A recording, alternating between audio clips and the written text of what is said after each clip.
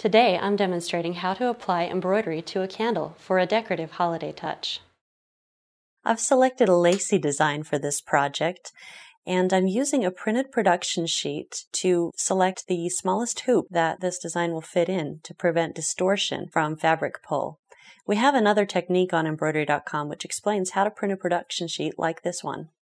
Now we'll hoop the Floriani Wet and Gone stabilizer, just one layer, and I would like to make sure that it's unstretched and unpuckered for a really good surface for the embroidery. Now we'll stitch the design directly onto the stabilizer. And while we're waiting for this, let's just speed it up a little bit.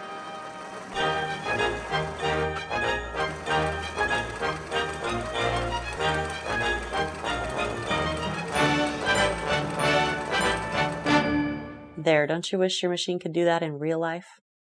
Now I like to stop the machine if I notice that there's a thread hanging in the way and clip it right there before it gets run over by other stitches and is more difficult to remove.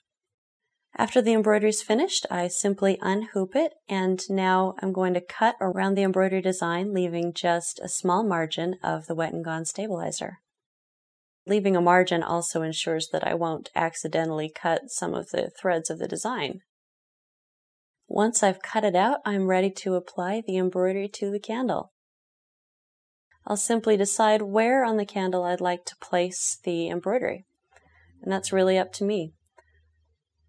I'm going to pick a nice centered area. I can rotate, turn this design however I like for a nice presentation.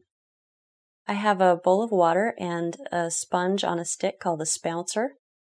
Then I'll pick up the spouncer and begin to just dab water onto the design.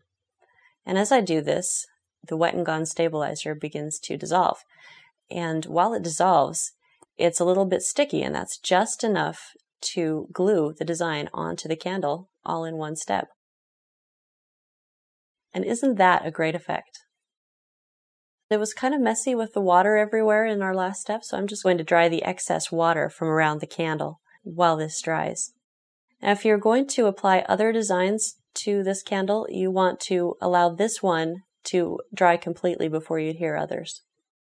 Once your candle has burned down, you can remove the embroidery and use it as a holiday ornament.